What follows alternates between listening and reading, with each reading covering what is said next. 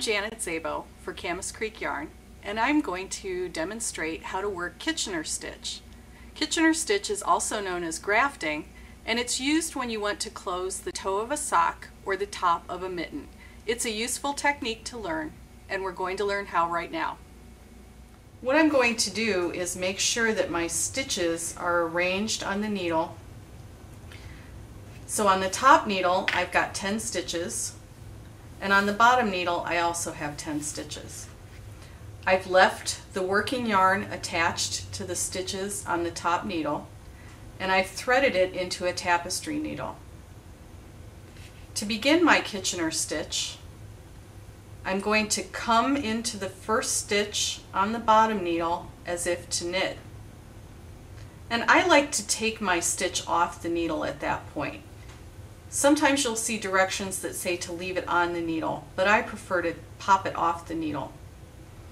I'm going to come back up to the stitch on the top needle, and I'm going to come into that stitch as if to knit.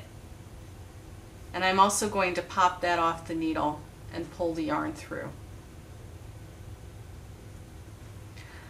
Here's where it gets a little tricky. I'm going to come back to that stitch that I popped off the bottom needle, and I'm going to come into the front of it. So you'll actually want to look for that stitch. It's right here. And I'm going to come into the front of it, and then I'm going to come into the back of the next stitch on the bottom needle as if to purl and pop it off. And I'll pull the yarn through there. Now I'm going to come back to the stitch from the upper needle that I popped off, come into the front of it,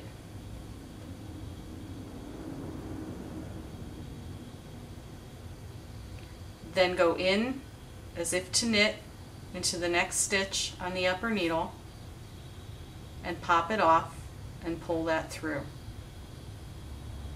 And as I go along, I'm going to snug up my stitches there. So once again, I'm going to come to the stitch on the bottom needle that I popped off.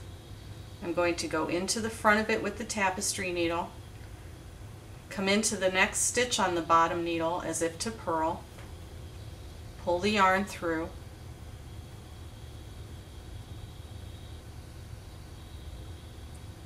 then go back up to the stitch from the upper needle that I popped off, go into the front of it, into the next stitch on the upper needle as if to knit, pop it off, pull the yarn through, and I'll continue in that manner across the row. If you can see what I've done here, I've actually recreated a row of knit stitches where there wasn't one before, and I've joined this side of the fabric to this side of the fabric.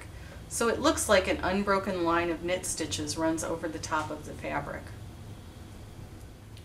So I've worked most of the way across the row, and you can see that what I have here looks like a row of knitting.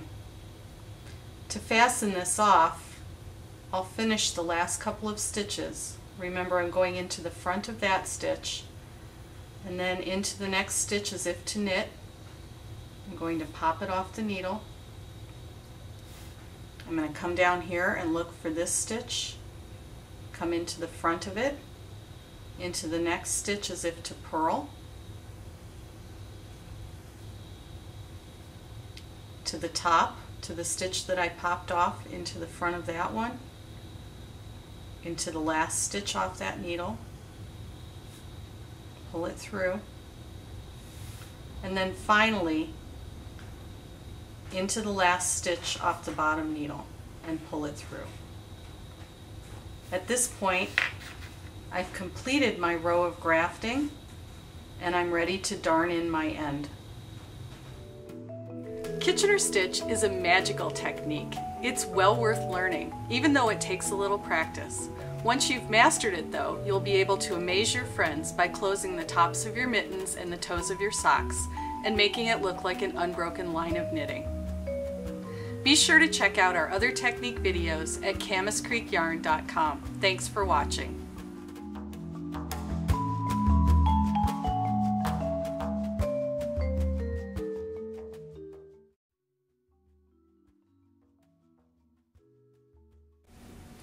This technique and many others are detailed in my book, The I Hate to Finish Sweaters Guide to Finishing Sweaters.